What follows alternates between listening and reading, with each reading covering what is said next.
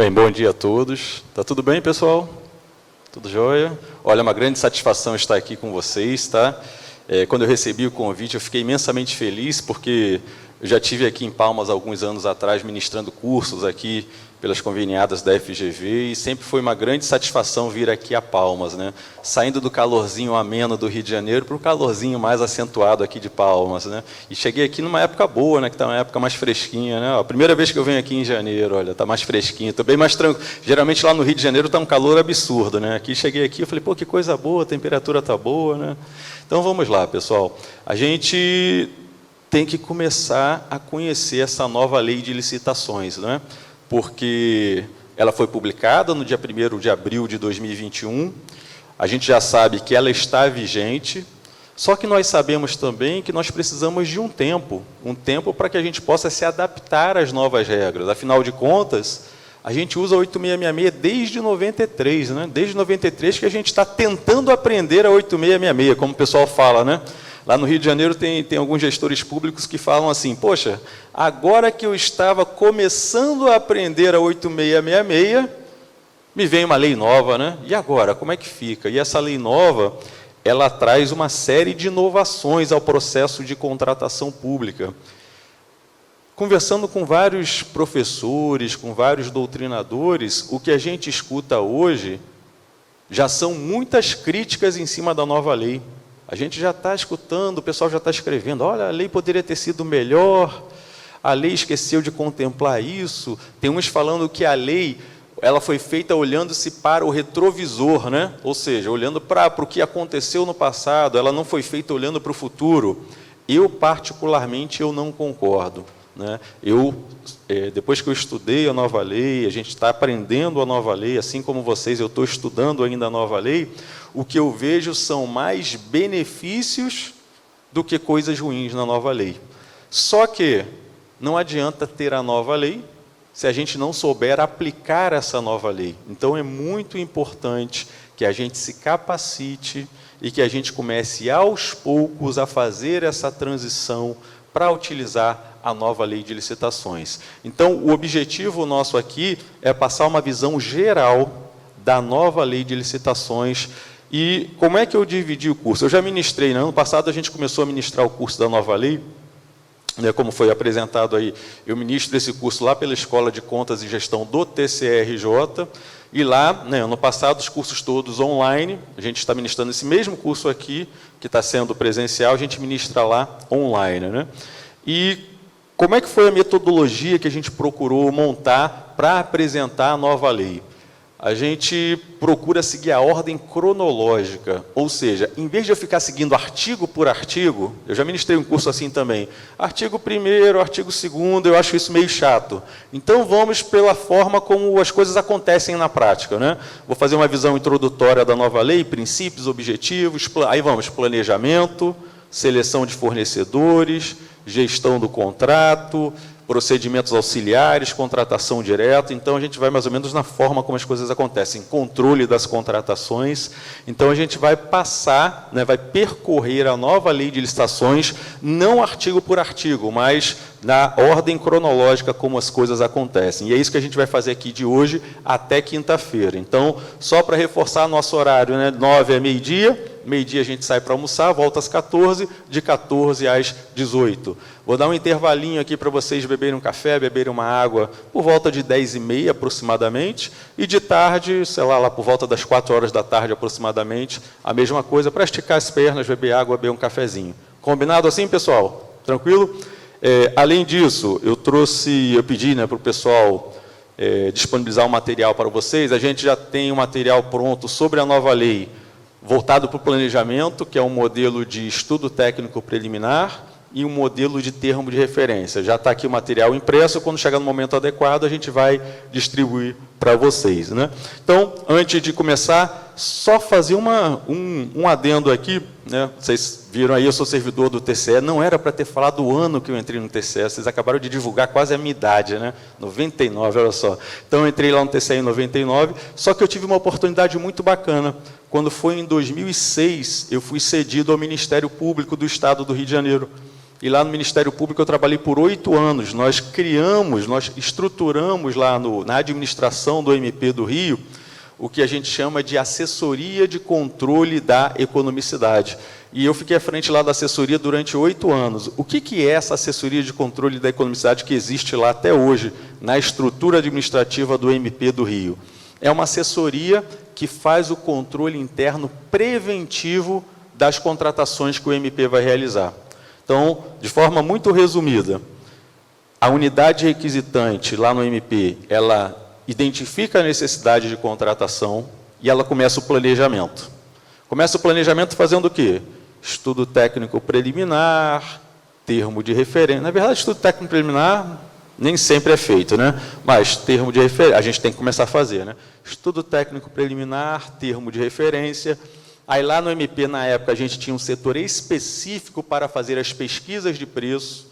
Então, ia para a gerência de compras fazia todas as pesquisas de preço de todos os processos de contratação do MP.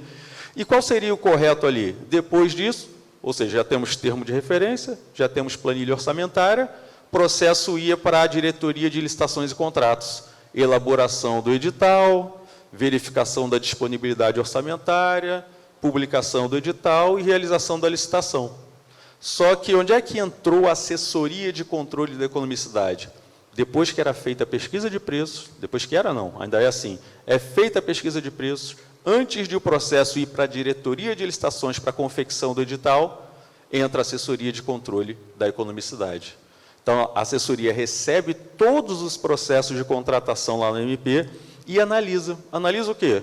Se o TR está bem feito, ou seja, se o objeto não está direcionando, se o objeto está bem especificado, se a quantidade foi definida de acordo com o consumo do MP, dos servidores e membros do MP, não é?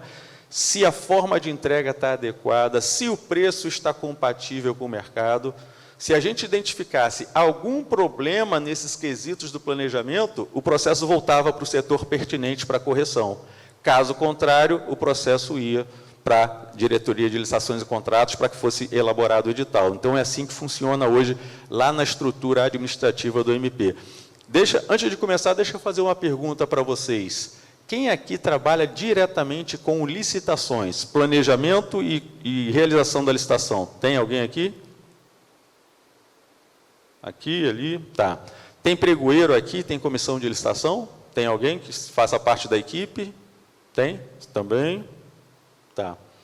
E fiscal de contrato, gestor de contratos, tem aqui? Temos aqui?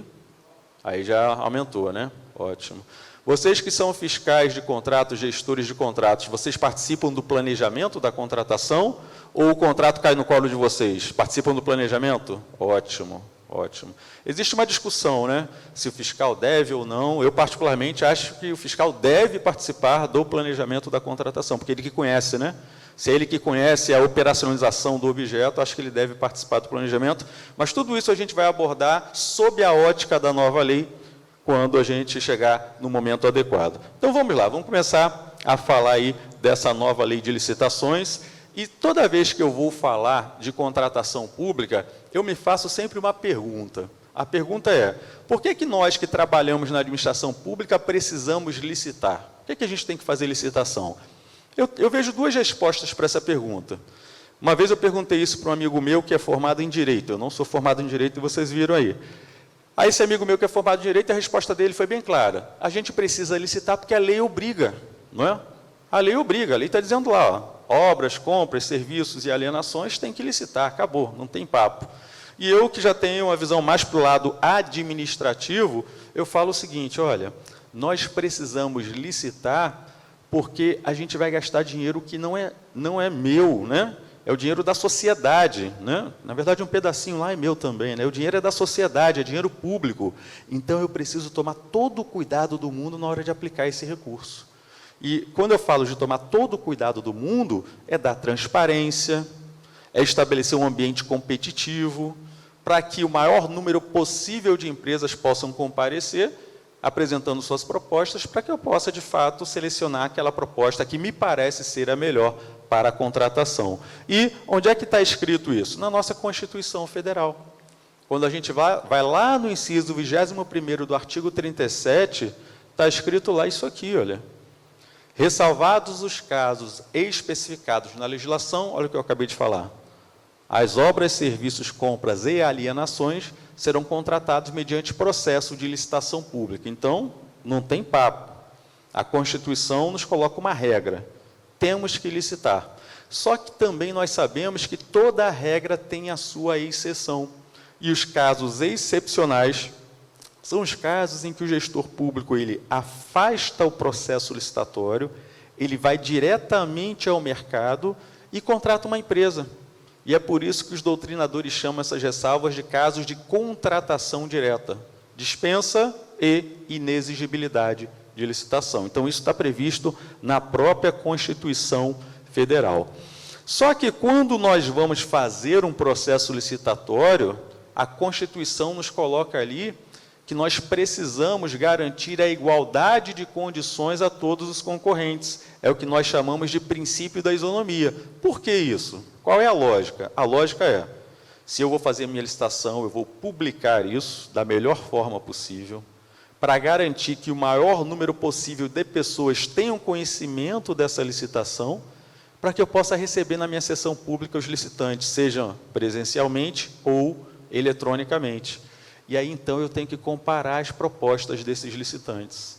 Por isso que eu preciso que eles estejam no mesmo nível, no mesmo patamar, para que eu possa, comparar as propostas e selecionar a melhor. E, continuando ainda nesse dispositivo constitucional, toda vez que eu faço um edital, eu tenho que escrever nele as cláusulas, as obrigações de pagamento. E aí, olha isso que eu grifei aqui em vermelho. E devem ser mantidas as condições efetivas da proposta. Esse aí eu costumo dizer que é o maior direito que uma empresa tem quando contrata com a administração pública. É o direito à manutenção do equilíbrio econômico-financeiro. O que significa isso? Significa que quando uma empresa ela lê o edital, se ela participa da licitação, ela está de acordo com as regras do edital. As regras do edital, o que eu tenho no edital? As regras da disputa e as regras de execução do objeto. E a empresa apresenta a proposta dela. Uma vez que essa empresa é declarada vencedora e a licitação é homologada, significa que ficou estabelecido ali o que a gente chama de equação econômico-financeira entre as partes. E o que a Constituição está dizendo? Devem ser mantidas as condições efetivas dessa proposta durante toda a vigência da relação jurídica entre as partes. É esse dispositivo constitucional que dá o fundamento para reajuste de preços, repactuação, revisão de preços, que também nós vamos falar aqui mais à frente no nosso curso. E aí, então, já que a Constituição nos coloca uma regra, nós precisamos de normas gerais, diretrizes, que a gente tem que observar para fazer nossas licitações e contratos. E desde 93, nós seguimos a famosa 8666. Só que a 8666, ela, desde o seu nascedouro, ela veio sofrendo críticas. Ela é muito morosa. As modalidades, realmente, se você parar para analisar, cada modalidade da 8666, as fases recursais, vamos pensar numa concorrência. Uma concorrência demora demais para ser concluída. Não é? Outra coisa, a 8666 não conhece internet. Ninguém apresentou a internet 8666. Pela 8666 não há como fazer licitação eletrônica. Já pararam para pensar sobre isso? E aí, outro ponto importante, 8666 só fala da forma. É como se ela estivesse dizendo, gestor público, você tem que andar nesse trilho aqui, não pode ir nem para o lado nem para o outro. E a 8666 não visa resultado. Então, ao longo dos anos, o governo foi tentando flexibilizar o processo tradicional de contratação. E a primeira flexibilização veio no ano 2000, que uma medida provisória, depois do decreto federal, o decreto 3555 de 2000, ele criou a modalidade de pregão, e depois veio a lei geral, que é a 10.520. Lei geral da modalidade de pregão, que pode ser feita de forma presencial ou de forma eletrônica. Pouco mais à frente, nós tivemos Copa do Mundo de Futebol e Olimpíadas aqui no Brasil. E aí o governo falou, poxa, nós precisamos flexibilizar ainda mais o processo licitatório inerente a esses jogos. Aí criou o RDC, Regime Diferenciado de Contratações, que é a primeira parte da Lei 12.462 de 2011. Não é? Só que os jogos acabaram e o RDC não acabou, não. O que o governo fez? Ele fez uma alteração na lei ampliando o escopo do RDC. Até hoje o RDC está vigente. Eu posso utilizar a RDC para construir escola, construir hospital, construir unidade prisional. Então o RDC ainda está vigente. Um pouquinho mais adiante, o governo entendeu que as estatais, quem são as estatais? Empresas públicas e sociedades de economia mista precisavam ter uma regra própria. E aí criou a Lei das Estatais, a Lei Federal 13.303. Então, desde 2016, as empresas estatais não seguem a 8666. As estatais têm uma lei própria, têm diretrizes próprias, né? Então, empresa pública, exemplos de empresas públicas, Correios, Caixa Econômica Federal, né, Nuclep, por aí vai, Casa da Moeda. Sociedade de economia mista, Petrobras, Eletrobras, Banco do Brasil. Então, essas estatais, desde 2016, têm uma regra própria. E é nesse panorama que no dia 1º de abril, né, o pessoal até brinca, poxa, a gente já tinha 8666, que tem essa questão numerológica aí, né, estranha, né, 8666. Aí me fazem uma nova lei de licitações, e a gente ficou lá acompanhando o projeto, aí o pessoal estava brincando, não é possível que ela vai sair no dia 1º, dia da mentira, né? 1º de abril, e ela saiu no dia da mentira, né? 1º de abril, o pessoal fez muita gozação, principalmente lá pelo Instagram, né? Com esse negócio de pandemia, a galera de licitações está muito ali no Instagram, se comunicando muito, e a gente tem nesse cenário a nova lei de licitações publicada no dia 1º de abril de 2021, que é a Lei Federal 14.133. Só que eu costumo dizer o seguinte, ó, não é simplesmente estalar os dedos e começar a aplicar a nova lei. Estou acabando de mostrar para vocês, a gente está acostumado com as leis antigas, desde 93, tentando aprender 8666. Então, a nossa tarefa é mais ou menos como trocar o pneu do carro com o carro andando, concordam? Porque as compras públicas não podem parar. Eu não posso deixar de fazer compra pública, senão eu vou desabastecer o Ministério Público. Então, o Ministério Público tem necessidades constantes, inclusive serviços continuados que não podem parar. Como é que fica essa situação, se eu já tenho uma lei nova, só que eu estou acostumado com a lei antiga? Então, o legislador, ele previu um prazo de 2 anos. Para que serve esse prazo de 2 anos? Para que a gente possa fazer a transição das leis antigas para a nova lei de licitações. Tá? Então, a orientação que eu tenho dado é muita calma nesse momento. Por quê? Primeiro ponto, nós não podemos deixar para estudar a nova lei só lá em 2023. Vai dar ruim. Como a gente fala, vai dar ruim. Eu preciso começar a fazer o quê? Capacitar meus gestores públicos agora, rever processos de trabalho, regulamentar vários pontos da nova lei, até verificar meus sistemas de TI, para ver se eles já estão adaptados, se eu preciso adaptá-los para a nova lei. Olha quanta coisa eu preciso fazer para, de fato, começar a aplicar a nova lei. Por isso que o legislador previu 2 anos. Então, estamos no momento, que é um momento que eu chamo de um momento complexo, porque nós temos várias leis vigentes, nós precisamos começar a transição das leis antigas para a nova lei, mas a gente não pode sair fazendo de qualquer jeito. Eu tenho escutado muita gente falando, não, já vou utilizar a nova lei porque aumentaram os limites da dispensa de licitação. Aí eu não vou precisar fazer licitação até 100 mil, 50 mil, que já até aumentaram os valores, né? Aí todo mundo já está querendo atropelar as coisas, não. Aí o pessoal começa assim, não, eu quero aproveitar o limite de dispensa da nova lei, mas eu não quero planejar, que nem está na nova lei, que dá trabalho. Eu quero planejar igual eu planejava no 8666, ou seja, planejava nada, né? Fazia de qualquer jeito, mas eu quero aproveitar o limite da nova lei. Aí eu pergunto, pode isso, Arnaldo? Não. Porque o legislador deixou de forma muito clara, não posso misturar a lei antiga com lei nova. Tá? Então, nesses 2 anos, temos 8666, 10520 e RDC estão vigentes. Ficarão vigentes até o dia 31 de março de 2023. Só que eu já tenho também vigente a nova lei de licitações, a 14.133, o que significa que eu já posso pensar em utilizá-la. Mas eu acabei de falar para vocês, olha, temos que primeiro fazer uma série de coisas para começar a utilizar a nova lei. E não podemos misturar as regras. Isso está bem claro aí no texto da nova lei. E outro ponto importante aqui é que, perceberam aqui, olha, eu só coloquei essa chavezinha aqui para essas 3 leis. O que significa dizer que as estatais vão continuar seguindo a lei delas. Ou seja, a nova lei de licitações não impacta diretamente as estatais. As estatais continuarão com a Lei 13.303. Então, eu sempre gosto, né, eu gosto de começar o curso da nova lei, lá no final dela. A nova lei, ela tem 194 artigos.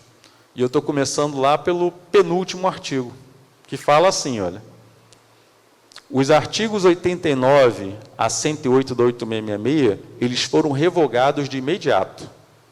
Ou seja, no dia 1º de abril de 2021, esses artigos da 8666 foram revogados. Mas do que tratavam esses artigos? Crimes em licitações e contratos. E por que eles foram revogados? Porque a nova lei de licitações, ela modificou o Código Penal. E agora, os crimes inerentes a licitações e contratos não estão mais na 8666 e também não estão na lei nova. Eles foram incluídos no Código Penal. Ficou claro para todos? Tá? Então, Ministério Público, aí atividade finalística lá do MP, né? Quando vai ser aberto lá um inquérito, algum crime relativo a licitações e contratos, não há mais que se olhar 8666. Não existe mais, esses artigos não existem mais na 8666.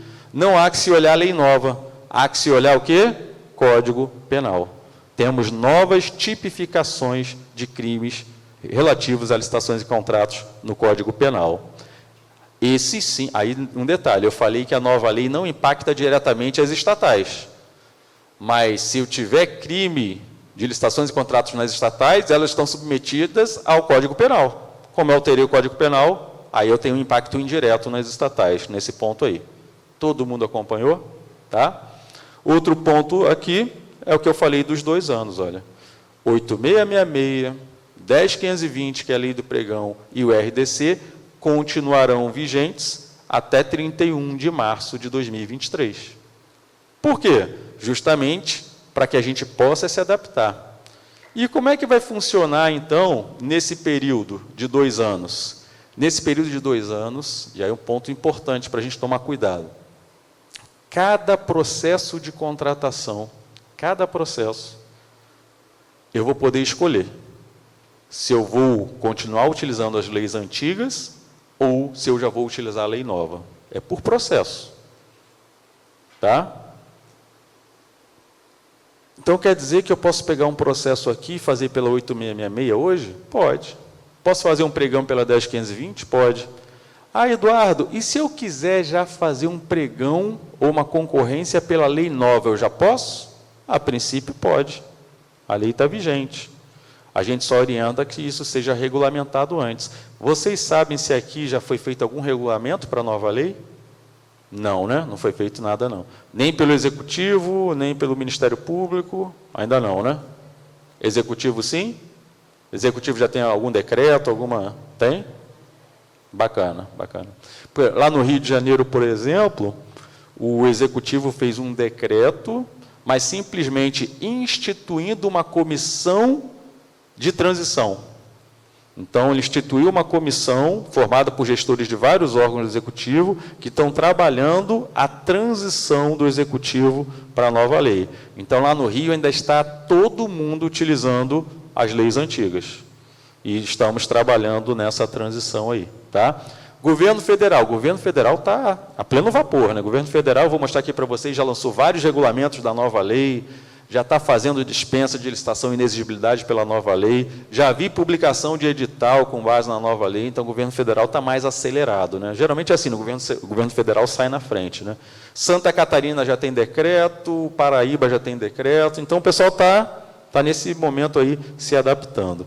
Então, pessoal, é muito importante vocês saberem que, nesse momento de 2 anos, as leis permitem isso.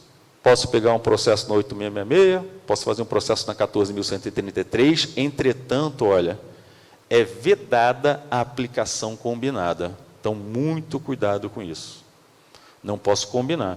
Eu quero fazer uma parte aqui da 8666 e uma parte da 14.133. Esquece. Esquece que isso não pode. Tá? Eu posso fazer uma licitação de teste na 14.133 e, em paralelo, fazer outras licitações na 8666? Posso sim. Inclusive, é isso que eu tenho orientado, tá? Então, qual tem sido a minha orientação nesse momento?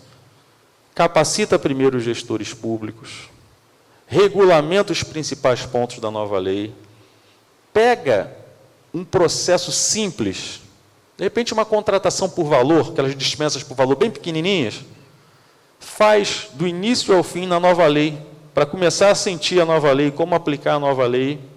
Né? Deu certo? Vamos pegar uma licitação agora mais simplesinha? Pega um objeto mais simples que vai licitar, faz uma licitação na nova lei do início ao fim, vê como é que foi, vê quais foram os problemas. É para isso que a gente tem os 2 anos, para fazer essa transição. E aí, à medida que vocês vão, agora eu já estou entendendo a nova lei, aí a gente migra das leis antigas para a nova lei de licitações. Então, eu digo que essa transição ela precisa ser suave e consistente. Para isso, capacitação e revisão dos processos de trabalho. Isso que eu estou falando aqui para vocês, faz sentido aí no dia a dia de vocês? Tá? É importante que a gente sempre mantenha esse link com a realidade, com a prática, né? Para a gente não ficar só no plano teórico. E aqui, né, tem outro ponto aí importante.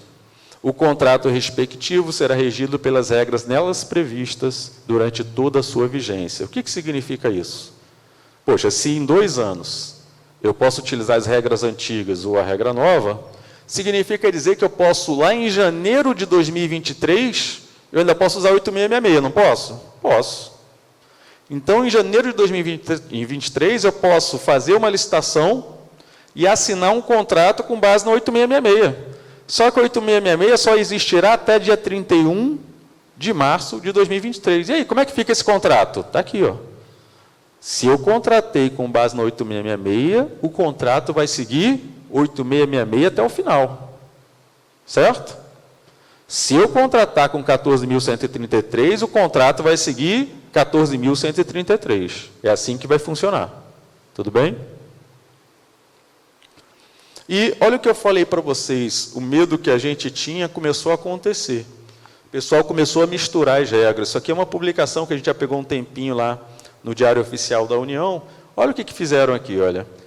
Pregão eletrônico, modo de disputa aberto, menor preço por item, regido por qual lei? Lei antiga, ó, 10.520, o Decreto Federal do Pregão Eletrônico, 10.024, até colocaram lei, mas não é lei, é o decreto, né? Lei 8666, e subsidiariamente a nova lei. Isso não existe, isso não pode existir. Não posso misturar as leis, não tem isso. Subsidiariamente a nova lei, ou é a nova lei ou é a 8666. Não pode existir isso aqui. Então, isso aqui está completamente equivocado. Certo? Isso aqui que eu estou falando para vocês até agora, vocês já conheciam? Já sabiam disso aqui? Já, né? Já? Tá? A outra coisa, pessoal, quem quiser perguntar, pode ficar à vontade, tá? Se tiverem comentários, quiserem perguntar, vocês podem ficar à vontade, tá? Agora vamos lá, vamos começar a percorrer alguns pontos importantes da nova lei. Quando eu vou lá na 8666, a 8666 ela apresenta alguns princípios administrativos, princípios que permeiam a atuação do gestor público no que tange às contratações. E agora, o pessoal até fala, caramba, a nova lei exagerou, né? 22 princípios que estão expressos no artigo 5º. 22 princípios. Na verdade, até alguns doutrinadores falam, poxa, não havia nem a necessidade de colocar esses princípios todos expressos no corpo da lei, porque a gente já tem que segui-los, não é? São princípios administrativos, mas o legislador preferiu deixar lá, expresso de forma bem clara. Está lá, ó. Tem vários princípios, é óbvio que eu não vou falar sobre todos eles aqui, né? Ó, começa pelo princípio da legalidade, só posso fazer aquilo que a lei me autoriza, né? Impessoalidade, moralidade, esses princípios aqui principalmente estão expressos na 8666. Legalidade, impessoalidade, moralidade, eficiência foi inserida na nossa Constituição em 98, né? Interesse público. Só que tem alguns princípios aqui que eu quero destacar com vocês. Todos eles são importantes, tá? Todos eles são importantes. Mas eu quero destacar o princípio do planejamento. E por que eu quero destacar isso? Eu vou falar muito aqui com vocês da fase interna, ou fase de planejamento. A nova lei de licitações, ela dá uma grande ênfase ao planejamento das contratações. Principalmente porque nós sabemos que um ponto crítico dos nossos processos de contratação é justamente esse momento do planejamento. O pessoal planeja mal ou não planeja, não é? Então, a gente vai, ou nós veremos aqui, que a nova lei ela traz instrumentos de planejamento, né, e ela realmente dá uma ênfase muito grande a essa necessidade de nós melhorarmos o planejamento das nossas contratações. Outro princípio aqui que eu quero destacar é algo que já vem sendo falado pelo TCU há muito tempo. Os tribunais de contas têm batido muito nessa tecla, segregação de funções, não é? Que eu poderia dizer que segregação de funções é vulgarmente chamada de cada um no seu quadrado, não é? Quando a gente vai para os municípios pequenos, eu costumo dar muita aula lá no Rio para municípios pequenos, e aí uma vez eu estava dando aula, aí o rapaz, professor, tem uma dúvida, na hora que eu faço o TR, o termo de referência e tal, beleza. Professor, na hora que eu estou lá conduzindo o pregão, professor, na hora do... Eu falei, vem cá, deixa eu tirar uma dúvida. Você que faz o TR, ele falou, sou. Você é o pregoeiro, sou. E contrato? De vez em quando eu dou uma bola lá na fiscalização dos contratos. Gente, cadê a segregação de funções aí? Não existe, né?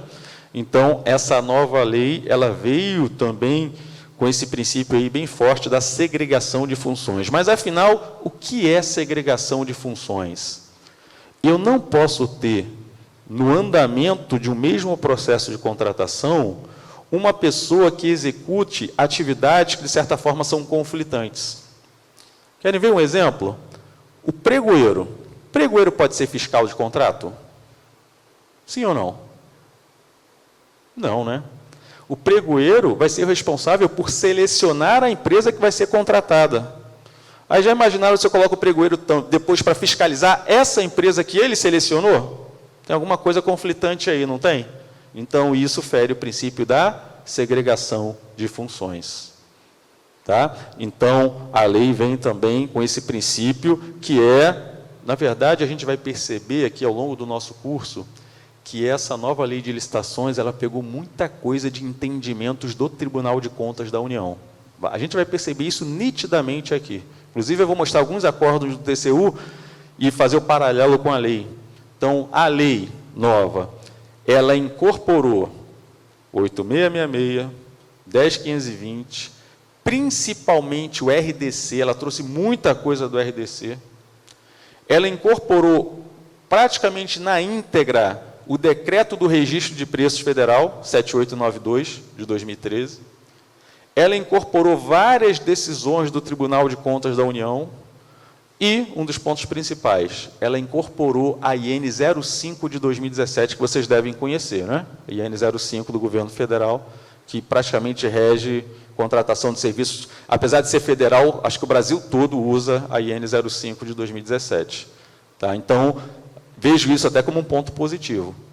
O que eu, por exemplo, lá no estado do Rio, utilizava por analogia a IN 05 de 2017. Agora, quase tudo da IN 05 está na nova lei. Quase tudo não, mas o essencial está na nova lei. Então, agora eu tenho respaldo legal para utilizar aquilo que eu já fazia por analogia, né, com a IN 05. Continuando aqui, um outro princípio que eu quero destacar.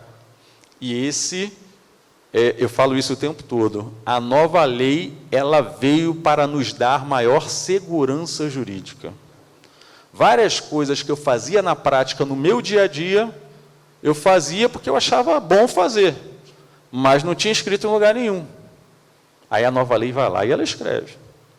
Ela escreve, por exemplo, que eu, que estou planejando uma licitação, eu posso pedir o apoio do controle interno, eu posso pedir o apoio do assessoramento, da assessoria jurídica. Ela fala dos controles que na minha linha ali de primeira linha, né, que chama, né, que é eu fazendo, operacionalizando, eu devo fazer o controle, ela diz como nós devemos fazer esse controle. Então, coisas que, de certa forma, eu já fazia na prática, mas que eu não tinha um respaldo legal, a nova lei ela apresenta isso. Então, eu acho que ela traz um ganho no que se refere à segurança jurídica. Aí vem outros princípios, né? Celeridade, a gente ganha muita celeridade com o pregão, e essa nova lei ela tenta manter isso, né? Economicidade, desenvolvimento sustentável também, a gente vai falar dele daqui a pouco aqui. Tá? Então, são 22 princípios trazidos aí pela nova... Opa, está indo rápido demais, foi.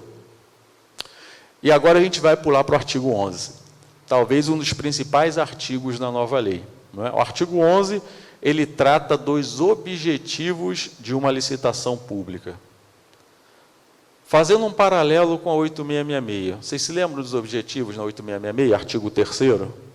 O artigo 3º, ele traz 3 objetivos da licitação: garantir a isonomia entre os concorrentes, selecionar a proposta mais vantajosa e promover o desenvolvimento nacional sustentável. Se lembram disso, da 8666?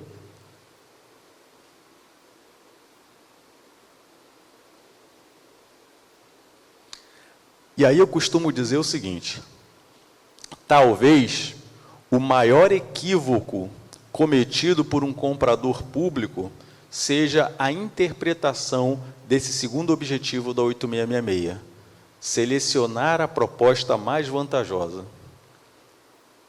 Porque quando eu pergunto para vocês o que é a proposta mais vantajosa, tem gente que responde, é de menor preço. Tem outro que responde, não, é de melhor qualidade. E aí, o que vocês acham? O que é a proposta mais vantajosa? Proposta mais vantajosa é aquela na qual eu consigo aliar qualidade e preço. Proposta mais vantajosa é aquela que vai proporcionar à administração pública a melhor relação custo-benefício. Só que isso não está escrito na 8666. Isso vem de interpretações. E ainda tem muito gestor público que busca o menor preço a qualquer custo. E quando isso acontece, a gente compra a caneta que não escreve, o post-it que não cola, né? Não sei, vocês trabalham com processo físico ou eletrônico na administração? O processo é físico ainda ou já é eletrônico? Eletrônico, né? Eu também lá agora estou com processo eletrônico. A atividade finalística do TCE já é eletrônico há algum tempo. A administração começou a usar eletrônico, deve ter 1 ano e meio, não, antes da pandemia, 2 anos. A gente perdeu um pouco a noção do tempo com a pandemia, né? Não sei se isso aconteceu com vocês, mas eu, né, com a pandemia, eu perdi um pouco da noção dessa questão de tempo. E aí o que acontece? Antigamente, né, a gente comprava post-it, que é para deixar, né, aquele bilhetinho no processo, né? Aí você escreve no post-it e tira, quando vai colar no processo, o post-it não cola, porque eu comprei mal, né? Aí eu pegava o grampeador e grampeava o post-it na capa do processo. Olha que coisa surreal, né? Ou contrato o serviço de limpeza e a empresa que eu contratei, minhas dependências estão sempre limpas. Por quê? Porque eu só olhei o preço. Eu não olhei a qualidade, eu tenho que melhorar o planejamento da contratação para conseguir a eficiência, a eficácia da minha contratação, economicidade, por aí vai. Como é que isso funciona agora na nova lei? Olha só como é que mudou o texto. Primeiro objetivo, assegurar a seleção da proposta apta a gerar o resultado de contratação mais vantajoso para a administração pública. E aí vem uma coisa importantíssima, inclusive no que se refere ao ciclo de vida do objeto. Tá? O que significa isso? eu costumo dizer que tem 2 pontos cruciais aí nesse primeiro inciso. Primeiro ponto crucial, algo que a 8666 nunca abordou, resultado. Eu preciso contratar buscando resultado. Resultado vantajoso para a administração. Vamos pensar aqui num contrato de limpeza. Quando a gente fala de contratação por resultado, o governo federal está bem avançado, porque as INs que ele veio lançando ao longo dos últimos anos já falam de contratação por resultado. Vamos lembrar da IN 05 de 2017. Como é que vocês contratam limpeza? É por posto de trabalho ou por metro quadrado? Oi? Tem que mudar. A gente tem que contratar por metro quadrado. Por quê? Porque a gente tem que contratar por resultado. Mas o que tem a ver metro quadrado com resultado? Qual é o resultado que eu espero de uma empresa de limpeza? É a quantidade de serventes no meu órgão público? É isso que eu quero? Não. O que eu quero? Minha área limpa. Por isso que a unidade de medição é metro quadrado. Perceberam a lógica? Olha como é que muda, né? O que eu quero é resultado. Se a empresa vai entrar aqui com 50 serventes, com 60 serventes ou com 70 serventes, para mim, não é isso que me interessa. O que me interessa é se, com essa quantidade de serventes, ela vai atingir o resultado, que é manter minhas dependências limpas. Estou falando isso para vocês. Em 2013, eu licitei contrato de limpeza por posto de trabalho lá no TCE, em 2013. Na época, ainda foi pregão presencial. Em 2018, a gente licitou seguindo a IN 05, né? Por metro quadrado. Ficamos com medo, porque é uma mudança significativa. E quando a gente fez os cálculos por metro quadrado com o novo índice de produtividade da IN 05, isso significaria uma redução aproximada de 165 serventes para 105 serventes. É óbvio que a gente ficou desesperado, porque se desse ruim, quem ia sofrer? Nós, que estamos planejando e licitando. Mas deu certo, está lá até hoje. Então, caímos de 165 serventes para 105 e está funcionando. Tá? Então, onde é que eu quero chegar? A nova lei, ela incorpora para o Brasil inteiro algo que a gente já tinha no regulamento federal, a necessidade de contratar por resultado. Todo mundo entendeu isso? Tá? Agora, outro ponto, ciclo de vida do objeto. Isso aí é essencial. Se vocês tiverem que iluminar o prédio aqui do Ministério Público, vamos imaginar que o Ministério Público... Vocês estão presentes nos outros municípios aqui do Tocantins, não estão?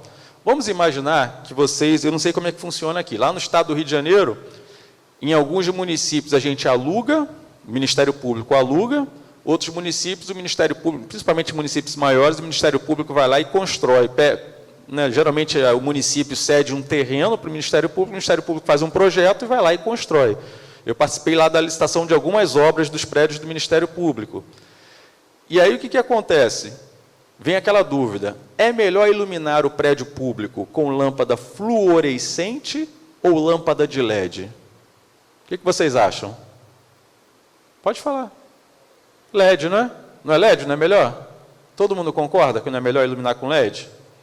Mas se eu, não sei aqui em Palmas, mas lá no Rio de Janeiro, se for numa loja de elétrica e perguntar, né, pedir 2 lâmpadas, uma lâmpada fluorescente e uma lâmpada de LED, e perguntar o preço de aquisição, a lâmpada fluorescente é mais barata. Preço de aquisição. Então, Eduardo, eu penso, poxa, se a lâmpada fluorescente é mais barata, no primeiro momento eu penso o quê? Vou comprar a lâmpada mais barata. Só que eu não penso assim. Eu penso observando o quê? O ciclo de vida do objeto. Embora eu vá pagar um pouquinho mais caro agora na lâmpada de LED, eu vou reduzir substancialmente a minha conta de energia elétrica, eu vou ter uma manutenção mais barata, porque a lâmpada de LED não tem reator, é ligada direto na energia elétrica. O tempo de vida útil da lâmpada de LED é maior, vai durar mais tempo. E o descarte da lâmpada de LED é mais barato, porque a lâmpada fluorescente tem aquele lance do vapor de mercúrio que pode prejudicar o ambiente, eu tenho que ter um descarte apropriado. Olha quanta coisa. Então, quando eu analisei o ciclo de vida do objeto, eu cheguei à conclusão que dessas duas soluções, aquela que vai proporcionar a melhor relação custo-benefício é a lâmpada de LED. Todo mundo enxergou? Isso é a análise do ciclo de vida. Isso está na nova lei. Isso não tem na lei 8666. Isso tem, sabe onde? Na lei das estatais. Isso foi puxado da lei das estatais.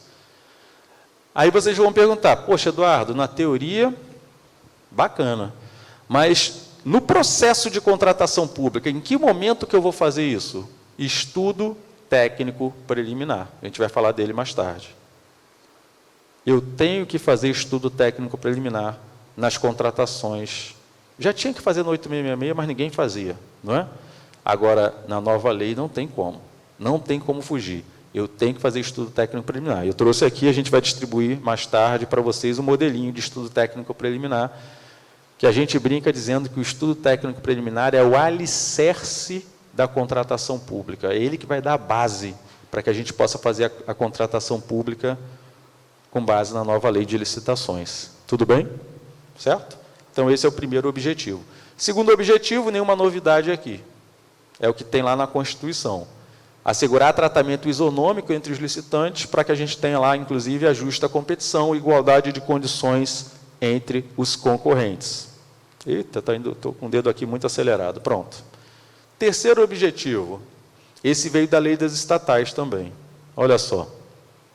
Eu tenho que evitar contratações com sobrepreço ou com preços manifestamente inexequíveis e superfaturamento na execução dos contratos.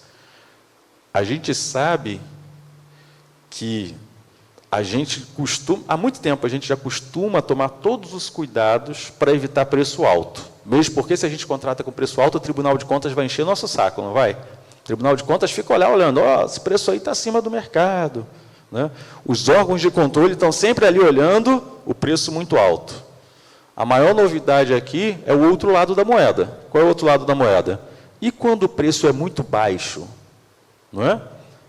Que preço muito baixo não é sinal de qualidade, não. Pelo contrário. Então, eu costumo dizer que a gente tem que procurar um preço justo, um preço compatível com o mercado. Porque se eu quiser tirar tudo da empresa e a empresa colocar um preço lá no chão, essa empresa ou não vai entregar plenamente o objeto, vai rescindir o contrato no meio, ou vai me entregar um objeto sem qualidade. Tá? Então, eu tenho que ficar atento tanto com preço alto, quanto com preço muito baixo. Isso está bem claro na nova lei. E acho que vale a pena a gente falar da diferença de sobrepreço para superfaturamento. Não é? O que é sobrepreço? Sobrepreço é quando o preço estimado ou contratado é expressivamente superior ao preço de mercado. E o que é superfaturamento? Superfaturamento pressupõe dano ao erário. Então, um exemplo. Fiz o planejamento de uma contratação. Dentro do planejamento, eu tenho que fazer meu orçamento estimativo. Aí eu fiz um orçamento de R$150 mil, preço global do meu objeto, R$150 mil. Fui para o pregão, etapa competitiva, o preço foi reduzido para R$120 mil, ou seja, a empresa mais bem classificada, R$120 mil. A empresa foi habilitada, declarada vencedora, licitação homologada, assinou o contrato, executou o objeto por R$120 mil, o órgão público foi lá, fiscalizou e pagou. Parece que estava tudo perfeito, não é? Aí, 6 meses depois, veio o Tribunal de Contas fiscalizar aquele contrato.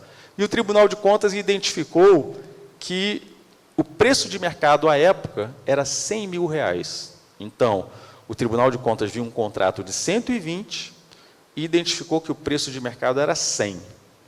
Aí o Tribunal de Contas fez o quê? Foi analisar o processo todo para tentar identificar onde foi a falha do processo. E ele identificou uma falha na pesquisa de preços lá no planejamento da contratação. O que o TCE identificou? O TCE identificou um sobrepreço no orçamento estimativo. Um sobrepreço de 50%, ou seja, o preço de mercado era 100, Foi estimado 150, sobrepreço de 50%. No contrato, sobrepreço de 20%. Contrato assinado por 120 e preço de mercado 100.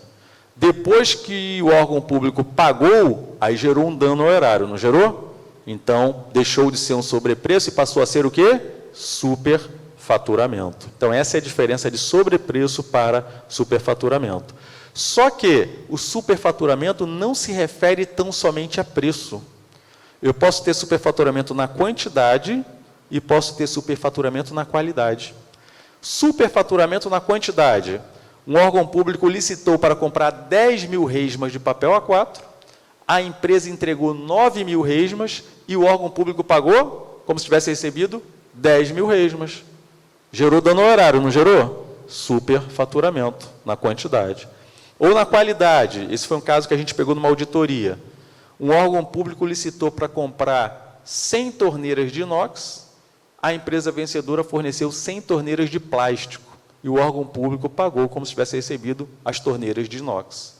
Pagou por um padrão de qualidade maior para um produto de padrão de qualidade muito inferior e com preço mais baixo, superfaturamento. Então, a gente precisa evitar isso quando fala aí das contratações na nova lei. Na verdade, já sempre a gente teve que evitar isso, mas não estava claro isso na 8666. Agora a gente tem isso expresso aqui. E o inciso quarto, o quarto objetivo de uma licitação na nova lei é incentivar a inovação e o desenvolvimento nacional sustentável. Desenvolvimento nacional sustentável não é novidade, isso já tem na 8666. Não é? Confesso para vocês que antes de começar a estudar, toda vez que eu escutava a palavra sustentabilidade, eu pensava só em verde, né? Proteção ao meio ambiente. Aí a gente começa a estudar, a gente começa a perceber que sustentabilidade é algo muito mais amplo. Tem um documento da ONU, um relatório chamado Nosso Futuro Comum, que é de 1987, e esse documento ele coloca lá que a sustentabilidade ela tem um tripé, 3 dimensões. Né? O que é sustentabilidade? Proteger o meio ambiente, buscar justiça social e prosperidade econômica. É o tripé da sustentabilidade, 3 dimensões. E o que é desenvolvimento sustentável? Nesse mesmo documento da ONU, atender às minhas necessidades presentes, porém sem prejudicar o atendimento das necessidades das gerações futuras. É isso que está lá nesse documento da ONU. É uma definição intergeracional. É aquilo que a gente fala, o que eu vou deixar para os meus netos, né? Não tem essa história? Então, isso é desenvolvimento sustentável. A questão aqui é, bacana, na teoria, né? É lindo, né? Na teoria. Agora, vamos para a prática das compras públicas. Como é que eu faço isso no meu processo de contratação? Eu tive lá em 2018, quando eu estava lá na coordenadoria de licitações do TCE, eu tive a oportunidade de participar de alguns planejamentos, e um deles foi do contrato de limpeza, esse que eu falei para vocês de 2018. Na hora de escrever o termo de referência, nós colocamos lá que os materiais de limpeza deveriam ser biodegradáveis, dimensão ambiental da sustentabilidade. Nós colocamos lá que a empresa vencedora do certame deveria separar uma cota de 2% dos profissionais para contratar pessoas portadoras de necessidades especiais. Aspecto social da sustentabilidade. Então, isso não é uma faculdade, isso é uma obrigação, né? Nós, quando vamos planejar um processo de contratação pública, nós precisamos planejar esse processo olhando esses 4 objetivos que aí estão. Bacana, pessoal?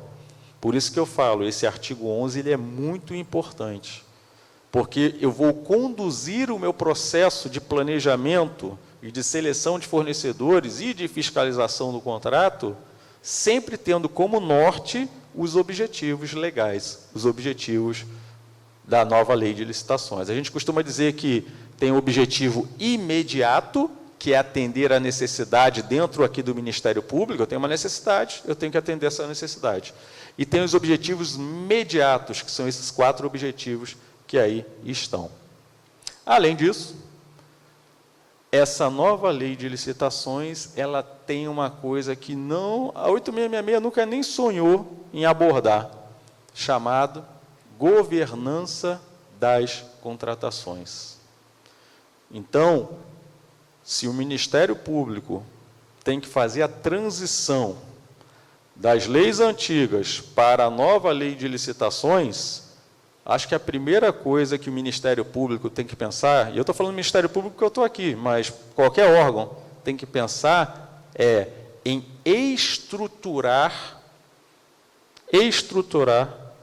ou se estruturar para que o setor de compras ou que todo o Ministério Público trabalhe com foco na nova lei. Isso tem a ver com governança. Governança, no final das contas, sabe o que é? É o reconhecimento de que as licitações e contratos não estão isoladas. Licitações e contratos servem para quê? Para abastecer o órgão público, para que o órgão público possa atingir a sua finalidade, que é entregar um serviço adequado ao cidadão. Não é? Nós trabalhamos, eu que trabalho com licitações, eu reconheço que eu trabalho numa atividade meio. E qual a importância dessa atividade? Abastecer o meu órgão público para prestar um serviço adequado à sociedade. É isso. É isso que eu tenho que ter em mente. Só que então eu tenho que reconhecer que a licitação não está isolada. Eu estou dentro de um órgão público que tem um planejamento estratégico, que tem um planejamento orçamentário. Então, governança significa eu alinhar as minhas compras públicas aos meus outros planejamentos. É isso que é governança. Então, está aqui, olha, no parágrafo único do artigo 11. A alta administração é responsável pela governança das contratações. E aí vem uma coisa boa, né? Porque a governança não pode vir de baixo. Não sou eu lá que sou pregoeiro que vou dizer a governança do Tribunal de Contas vai ser assim. Não. Eu tenho que sensibilizar, né, o presidente do TCE, aqui precisa ser sensibilizado provavelmente o subprocurador de administração. Existe aqui o subprocurador de administração? Tem? Não? Procurador-geral de Justiça. Como é que funciona aqui? Procurador-geral de Justiça, como é que desce? Como é que vai descendo até a administração? Subprocurador, tem um subprocurador de administração? Não.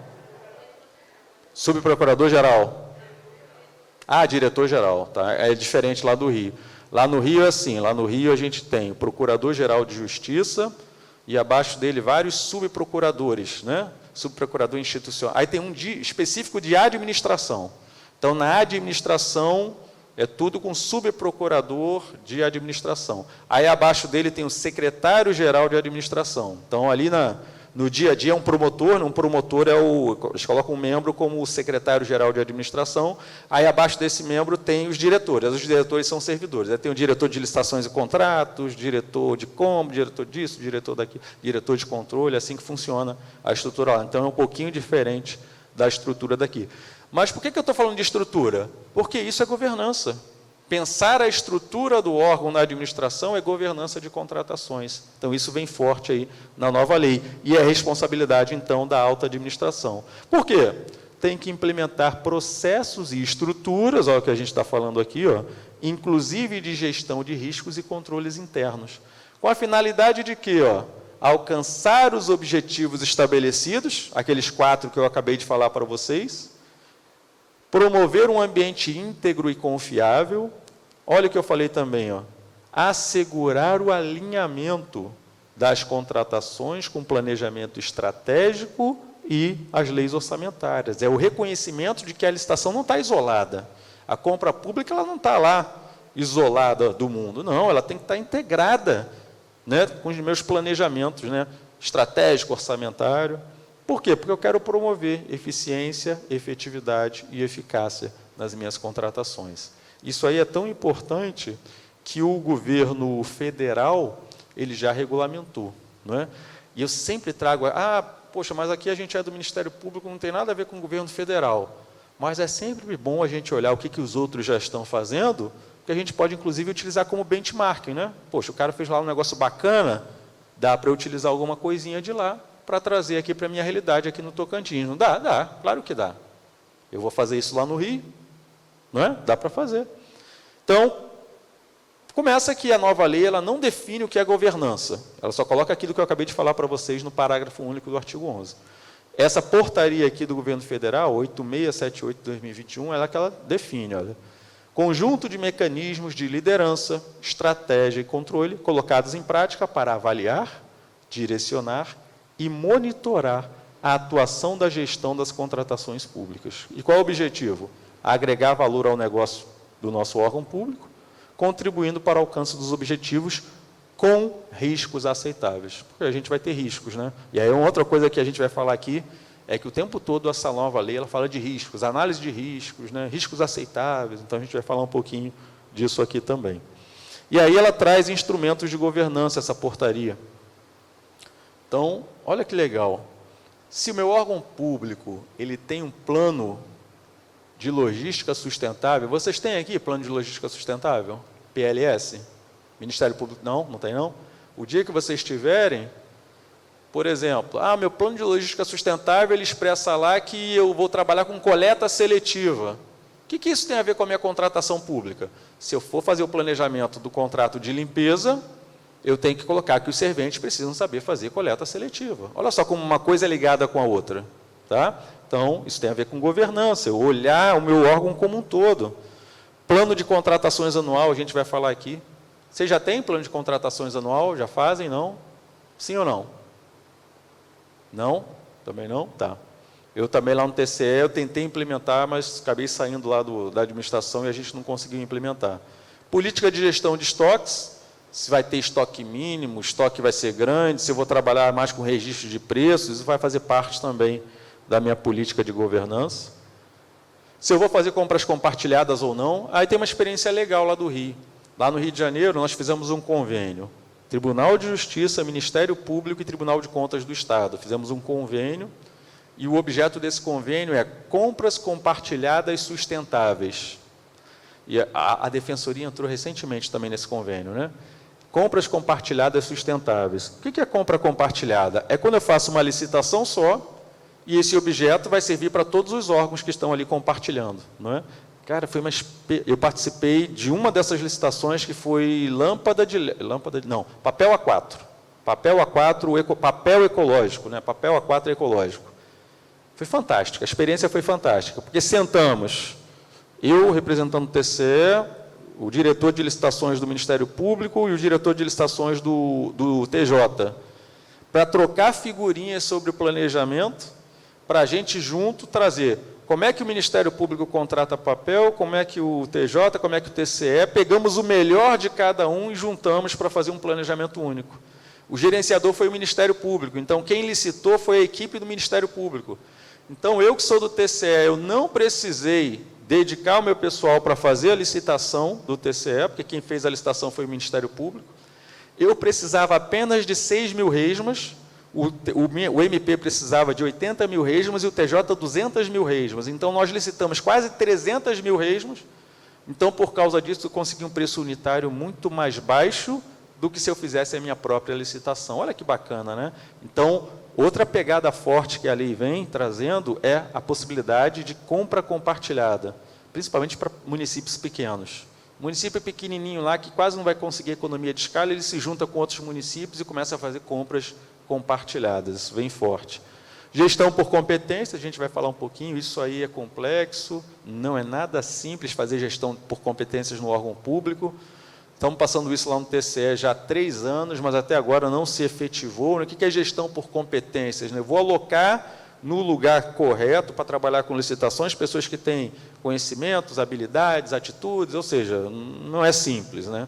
Mesmo porque a gente sabe que dentro da administração pública, fulano vai trabalhar lá e ponto final. Alguém mandou, ele vai trabalhar lá e ponto final. Então, a gestão por competências está na nova lei, está nessa portaria, mas é uma coisa que demanda uma gestão de pessoas, né, a nível organizacional.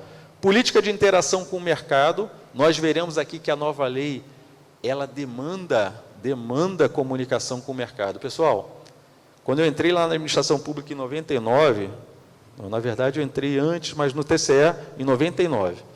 Em 99, quando eu entrei, o que eu mais escutava falar era o seguinte: olha, você trabalha com licitações, você não pode conversar com a empresa. Se te pegarem conversando com a empresa, você está lascado. Porque só se fala, na boa, né? Quando fala alguma coisa na mídia sobre licitação, é o quê? É coisa boa? Quando aparece licitação na mídia, é o quê? É fraude, corrupção. Então, o medo que permeia, né, compras públicas é muito grande, e isso tem que acabar. E essa nova lei, ela nos leva a conversar com o mercado em vários momentos, porque a gente tem dito isso há alguns anos já. A gente precisa de uma relação ganha-ganha. Outro dia eu estava conversando com uma colega lá do TCE, e ela falou, não, Eduardo, você tem que arrancar tudo da empresa, você tem que... Porque a empresa quer tirar tudo da administração pública, então é uma briga. Eu falei, não, a gente não pode pensar assim. A gente tem que pensar em parceria. Se eu contrato uma empresa, tem que ser bom para o meu órgão público e tem que ser bom para a empresa. Tem que ser bom para ambas as partes. Porque se só for bom para o órgão público, a empresa vai chegar um momento do contrato que ela não vai entregar. Ela vai encher meu saco pedindo reajuste, revisão, querendo roer a corda, né, que a gente chama, querendo rescindir o contrato, não é? Então, tem que ser bom para ambas as partes. Então, a nova lei, ela fala muito de comunicação com o mercado, e essa comunicação começa no planejamento, no estudo técnico preliminar, eu vou mostrar para vocês depois. Então, eu preciso instituir uma política de interação com o mercado. Gestão de riscos e controle preventivo, a lei fala muito disso. Diretrizes para a gestão dos contratos, aqui a gente tem gestores e fiscais de contratos, é importante que a gente tenha uma norma dizendo, né, quais serão diretrizes. E a gente acabou de falar, a definição da estrutura da área de contratações públicas. Lá no TCE a gente fez o seguinte, eu fui pregoeiro e presidente da comissão de licitação, entrei em 2017, e nós não tínhamos uma coordenadoria de licitações e contratos, então nós criamos, de 2017 para 2018, uma coordenadoria de licitações e contratos com 4 núcleos. Núcleo de planejamento, núcleo de pesquisa de preços, núcleo de editais e contratos e núcleo de gestão e controle. Não é? Então, como é que funcionava isso? Onde é que surgem as necessidades de contratação? Em qualquer setor do órgão, concordam? O cerimonial pode ter uma necessidade de contratação, não pode? A comunicação pode ter uma, a TI pode ter outra. Então, cada unidade no meu órgão pode ser chamada de uma unidade requisitante. E aí ele tem que começar a fazer o planejamento, né? Só que, muitas vezes, essa unidade, ela sabe o que ela quer. Ela sabe a necessidade dela, mas ela não sabe colocar isso no papel para licitar, concordam? Às vezes, o pessoal lá, eu sei muito bem, o pessoal da comunicação sabe muito bem o que quer, mas não sabe o que pode e o que não pode, porque eles não conhecem a legislação de licitações, então precisam de um apoio. E é por isso que é muito comum que a gente tenha uma equipe de planejamento para planejar as contratações. Isso já acontece no governo federal. Então, lá no TCE, a gente fez o seguinte, núcleo de planejamento. Então, uma unidade requisitante identificou uma necessidade, ela vem para a coordenadoria de licitações e fala, me ajuda a planejar? Aí a gente designa uma pessoa para sentar junto com esse setor para planejar em conjunto. Então, planejamento em conjunto. Fez o ETP, fez o TR, aí o que acontece? Vai para o segundo núcleo, pesquisa de preços. 8 pessoas lá para pesquisar preço de todos os processos. Pesquisa preço, monta a planilha orçamentária. Depois vai para o terceiro núcleo. Tem uma equipe lá para fazer o edital de licitação e a minuta de contrato. Faz o edital, faz a minuta de contrato. E o quarto núcleo é o que faz o controle de tudo isso. Faz os modelos de editais, modelos de contratos, mantém os modelos atualizados, faz checklists, mapeia processo. Tá? Então, a gente estruturou, que é isso que está falando aqui, estruturar o seu setor de compra, sua área de contratações públicas. Tá? Então, só quis mostrar para vocês rapidamente a portaria já existente do governo federal, é uma portaria extensa, tá? Eu mostrei só o coração da portaria ali. Mas vale muito a pena depois dar uma olhadinha nessa portaria 8678. Agora vamos voltar aqui para 14.133. Ela fala uma coisa que eu acabei de comentar, que é a tal da gestão por competências, né, que eu falei que não é nada simples, porque gestão por competências inclui a gestão de pessoas da organização. Então, caberá à autoridade máxima ou a quem as normas de organização administrativas indicarem, promover a gestão por competências e designar agentes públicos para o desempenho das funções essenciais à execução desta lei. Ou seja, a ideia é, o que a lei está querendo nos dizer? Olha, você vai ter um setor de compras que você precisa estruturar. Quem é que vai trabalhar nesse setor de compras? Pessoas que tenham habilidades, capacidades, atitudes para isso. Por isso que eu falei, isso nem sempre é uma coisa simples dentro da administração. Não é fácil a gente ficar movimentando pessoas de acordo com as habilidades, isso não é tarefa realmente fácil. E olha só, requisitos. Sejam preferencialmente servidores efetivos ou empregados públicos do quadro permanente. Outro ponto da lei. Essa lei nova, ela está sempre priorizando o quê? Quem trabalhe com contratações públicas seja efetivo. Olha, provavelmente aqui no Ministério Público, eu não sei como funciona a estrutura aqui, mas acredito eu que a maioria do pessoal que trabalhe seja efetivo, estou certo? Concursado, né? Lá no TCE a mesma coisa, no Ministério Público do Rio a mesma coisa, mas quando a gente vai para municípios, a coisa muda. Por quê? Porque o prefeito entra, ele bota o pessoal dele. Não é assim que funciona? O prefeito entra e bota o pessoal dele. Não é? Então, a gente tem rodízio o tempo todo. Então, o que a lei está querendo é acabar com isso. É que, preferencialmente, os setores sejam as pessoas que trabalhem sejam efetivos ou servidores ou empregados públicos. Calma aí que o controle aqui deu pau.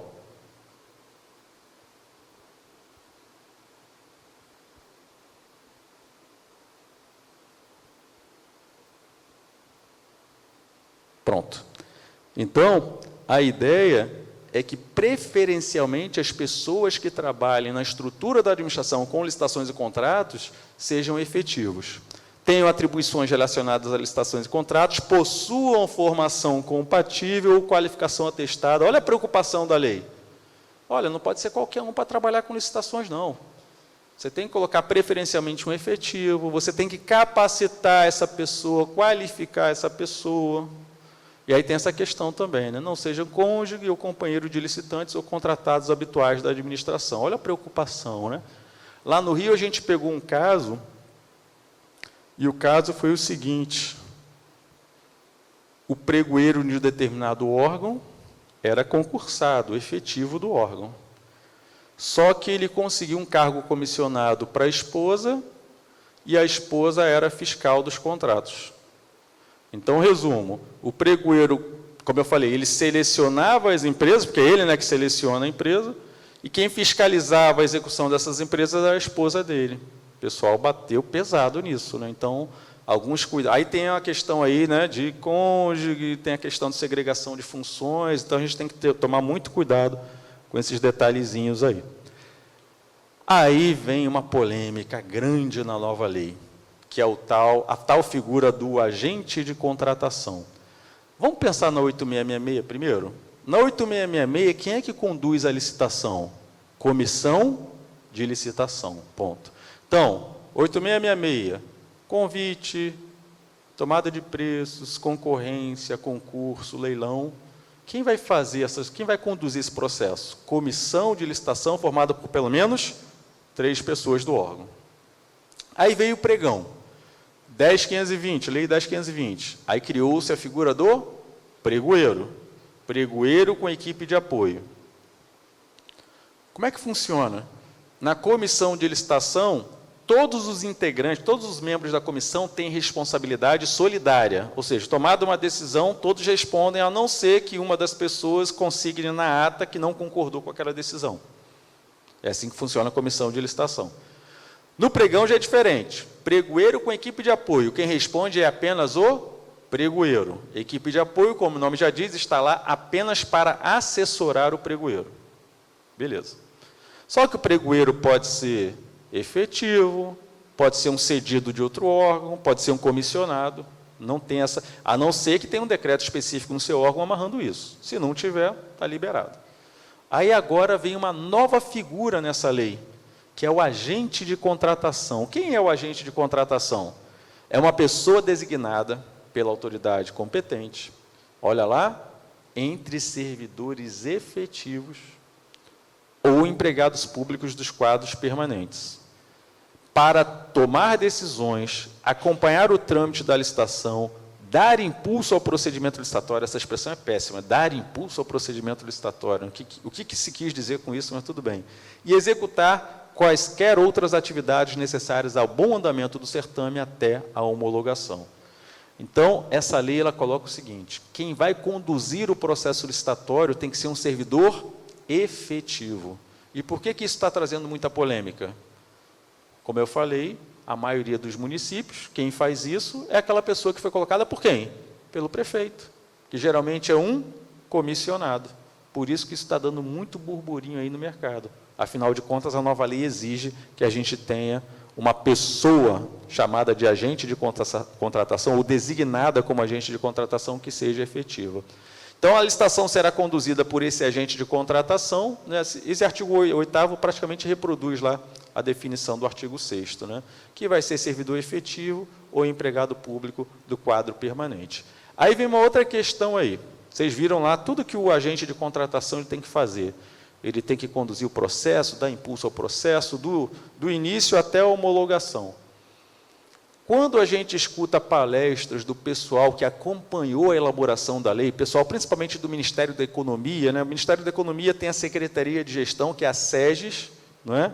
Que é gerenciada lá pelo Cristiano Reckert, não sei se vocês conhecem, mas tem o Renato Fenili, que é o subsecretário, que ele que está à frente aí, né, das principais tomadas de decisão no governo federal, ele que tem acompanhado as instruções normativas, os decretos.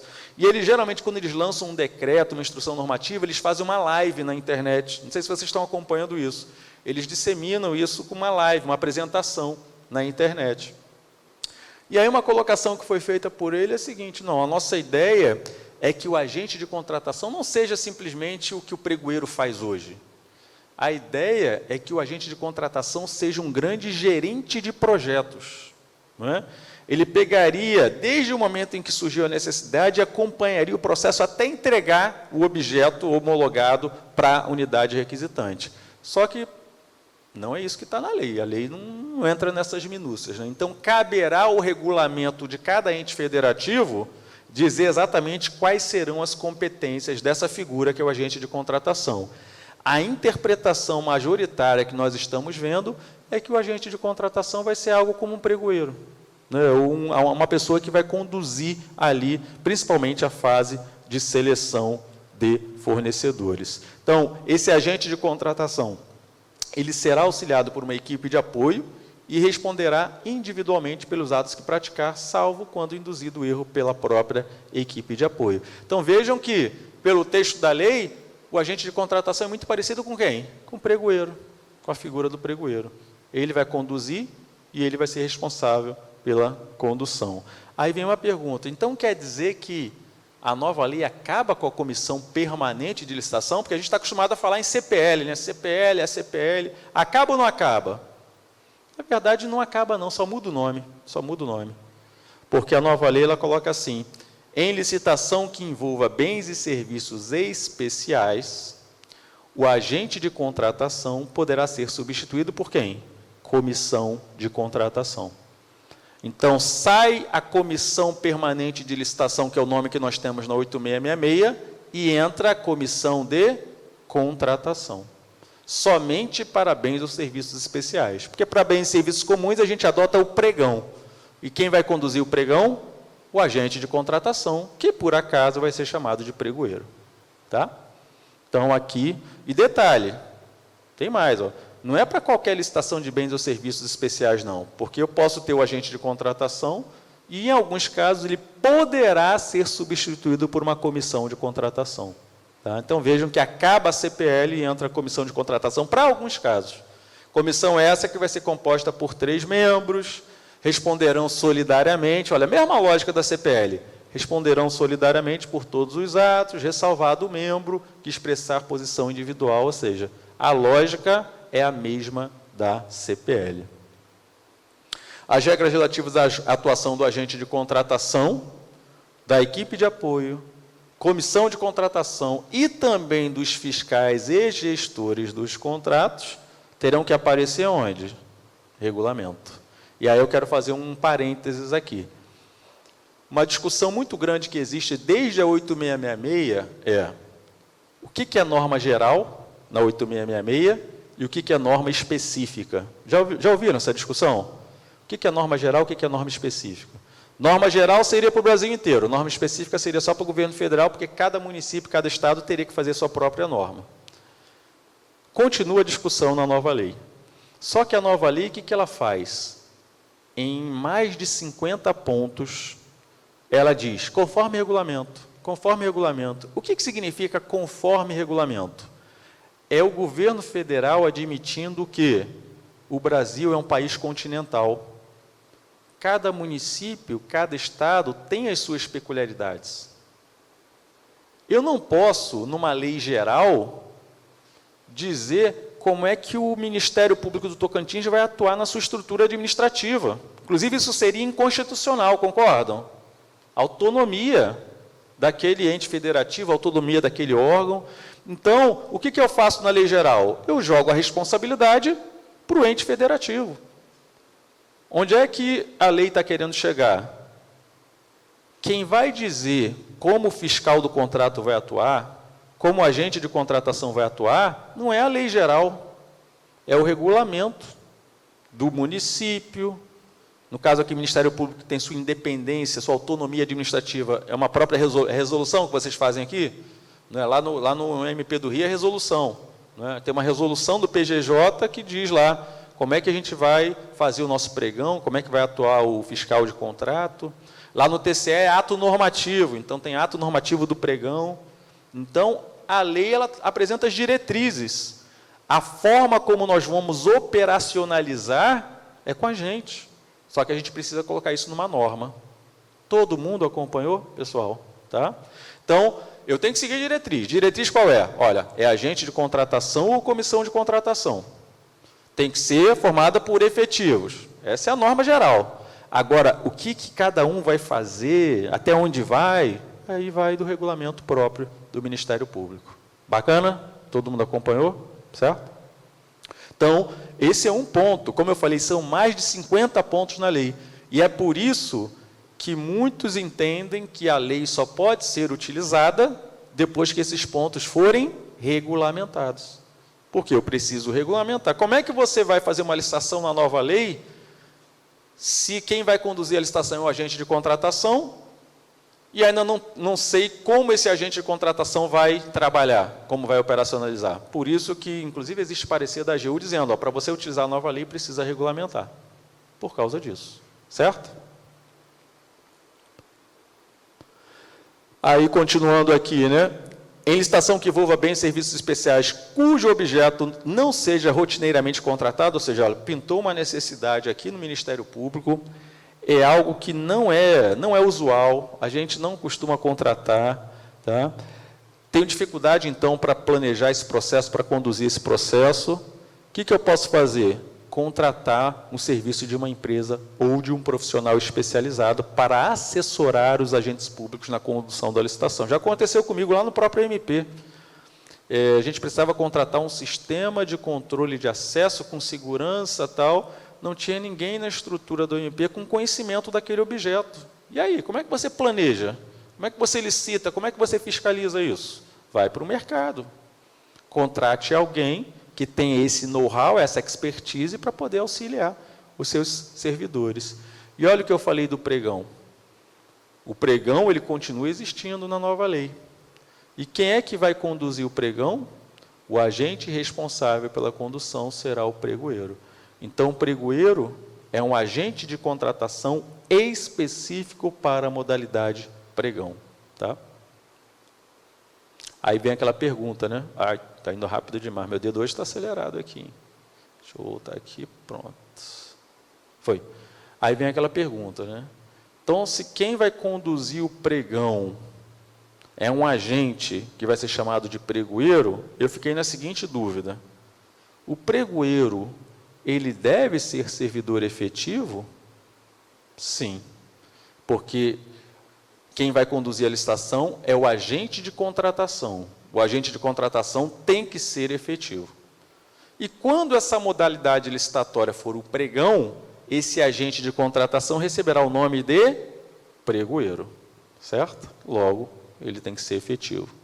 Então, toda vez que nós formos licitar, com base na nova lei, bens e serviços comuns, a gente vai descrever esse objeto no termo de referência, eu vou chegar lá daqui a pouco, e quem vai conduzir o processo é um agente de contratação chamado de pregoeiro.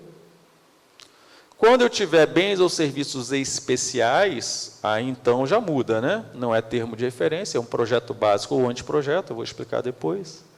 E quem vai conduzir? Ou o agente de contratação ou a comissão de contratação. Todo mundo acompanhou? Tá? Esse material vocês vão receber, tá, pessoal? Os slides, tá? Vamos parar para dar o nosso intervalinho? Então, acho que está na hora, né? Já até passou da hora, já. 5 minutinhos de intervalo para beber uma aguinha.